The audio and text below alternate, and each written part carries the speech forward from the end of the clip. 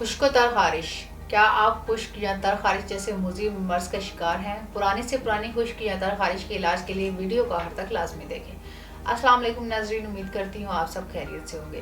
ناظرین، جلدی امراض میں خارش خشک یا تر، جسے عام طور پر اسکیبز کے نام سے جانا جاتا ہے، یہ ایک جلدی بیماری ہے جو خاصی تکلیف دہ ہوتی ہے. یہ ایک ایسی مصیبت ہے جو فوری طور پر ہر شخص سوائے کھجانے کے اور کچھ نہیں کر سکتا.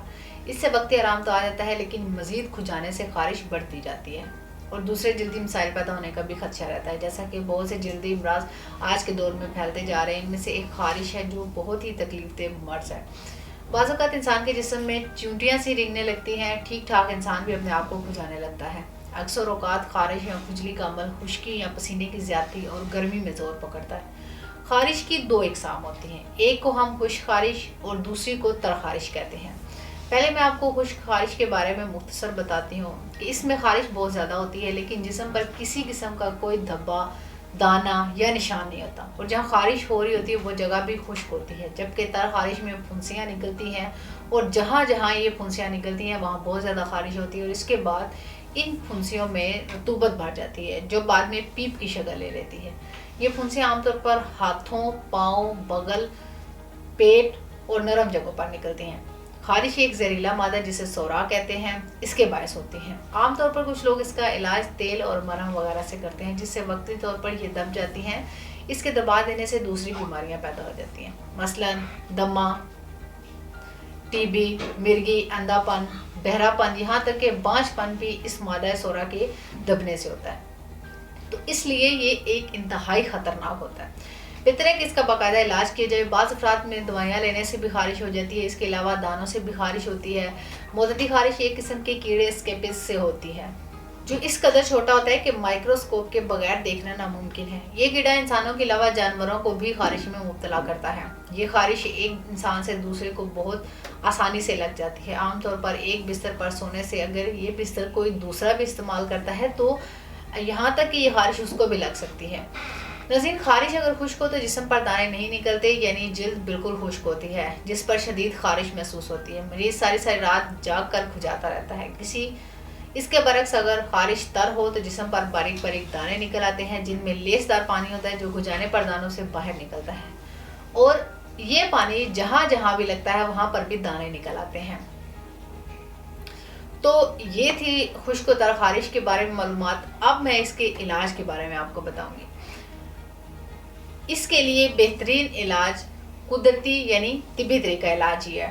یہی وجہ ہے کہ خواتین و حضرات خارش کا مرض چاہے وہ خشک ہو یا تر، دونوں اقسام کے لیے ہربل یعنی قدرتی علاج پر ہی بھروسہ کرتے ہیں.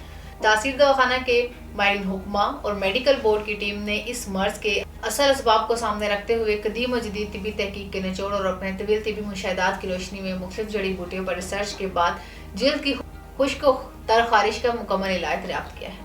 اس علاج کی خاص بات یہ ہے کہ یہ جلد کی اپنی اصل خوبصورتی کو بھی دوبارہ بحال کرتا ہے اور خارش کا مکمل خاتمہ ہو جاتا ہے اور دانے ہمیشہ کے لیے جڑ سے ختم ہو جاتے ہیں. اور ایک بات کہ تاثیر دواخانہ کے ایک دفعہ کے علاج سے آپ کو دوبارہ یہ مسئلہ درپیش نہیں ہوتا. اس مسئلے کی شکار سینکڑوں لوگ تاثیر دواخانہ پر آتے ہیں، جن میں بچوں کی ایک خاص تعداد شامل ہے. ایسے افراد ہوتے ہیں جو ہر طرح کے پروڈکٹس استعمال کر کے تھک چکے ہوتے ہیں اور خارش کی وجہ سے ان کی زندگی میں سکون نہیں ہوتا، یعنی انسان بے چین رہتا ہے. اور یہ مطمئن ہو کر لوگ تاثیر دواخانہ سے علاج کرواتے ہیں اور کوئی بھی ایسا مریض نہیں ہے جو آج تک مایوس لوٹا ہو. اس لیے میں تمام لوگوں کو خاص طور پر یہ کہوں گی کہ مارکیٹ میں ملنے والی کیمیکل زدہ کریمیں اور دوسرے ناقص مرہم کا استعمال ہرگز نہ کریں اور قدرتی طریقہ علاج پر بھروسہ کریں.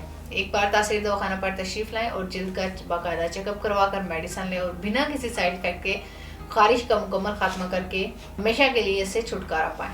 اس علاج کی ایک اور خاص بات یہ بھی ہے کہ یہ خون میں موجود فاسد مادوں کو مکمل طور پر تلف کرتا ہے، جس سے صرف چند دنوں میں ہی خارش بالکل ختم ہو جاتی ہے اور آپ کی خوبصورت جلد دوبارہ ہی اپنی اصل حالت میں آ جاتی ہے، کیونکہ خارش کی وجہ سے بننے والے داغ دھبے بھی اس قدرتی علاج سے مکمل طور پر ختم ہو جاتے ہیں. اگر احتیاطی تدابیر اور خوراک کی بات کی جائے، خوراک کے بارے میں یہ کہوں گی کہ کدو، ٹنڈے توری، شلجم، مولی، گاجر، دہی، اس کے علاوہ سلاد میں جو کچی سبزیاں شامل ہوتی ہیں وہ کچی لسی، ستو، کنو، مالٹے، موسمی گریپ فروٹ، انار، میٹھا، آلو بخارا، اس کے علاوہ آڑو جامن خارش کے مریضوں کے لیے موزوں ترین غذائیں ہیں اور ان غذاؤں کو لازمی استعمال کریں۔ اس کے علاوہ تیز مرچ مسالے دار غذائیں، مچھلی، مرغی، انڈے، سری پائے اور تلی ہوئی چٹ پٹی غذاؤں سے مکمل پرہیز کریں۔ خارش ایک ٹرانسفریبل بیماری ہے، لہٰذا اپنا تولیہ، بستر اور دوسری اشیاء صحت مند لوگوں کو استعمال ہرگز نہ کرنے دیں۔ جلد کو کم سے کم کھجائیں اور کھجانے کے بعد ہاتھوں کو صابن سے دھوئیں۔ کاسمیٹک کا استعمال بھی کم سے کم کریں بلکہ ترک کر دیں۔ اگر بر وقت علاج نہ کروایا جائے تو ایک ہی جگہ رہنے والے تمام افراد اس مرض میں مبتلا ہو سکتے ہیں۔ واضح رہے کہ معتدی خارش کی وہ بدترین قسم ہے جو اکٹھے رہنے والے کئی افراد کو اپنی لپیٹ میں لے لیتی ہے۔ اس کے علاوہ مصنوعی چیزیں ہرگز استعمال نہ کریں۔ مرچ مسالے دار خصوصاً بازاری اشیاء خوردنی سے بھی پرہیز ضروری ہے۔ یہ تھا آج کا ہمارا موضوع۔ امید کرتی ہوں آپ اس معلومات سے بھرپور فائدہ اٹھائیں گے۔ اس کے متعلق یا اور کسی بھی بیماری کے متعلق مزید معلومات اور رہنمائی کے لیے اسکرین پر دیے گئے نمبرز پر رابطہ کریں اور ہمارا یوٹیوب چینل تاثیر دواخانہ وزٹ کریں۔ اگلے پروگرام میں ایک نئے موضوع کے ساتھ دوبارہ آپ کے سامنے حاضر ہوں گی۔ تب تک کے لیے اپنا خیال رکھیے۔ مجھے اجازت دیجیے۔ اللہ حافظ۔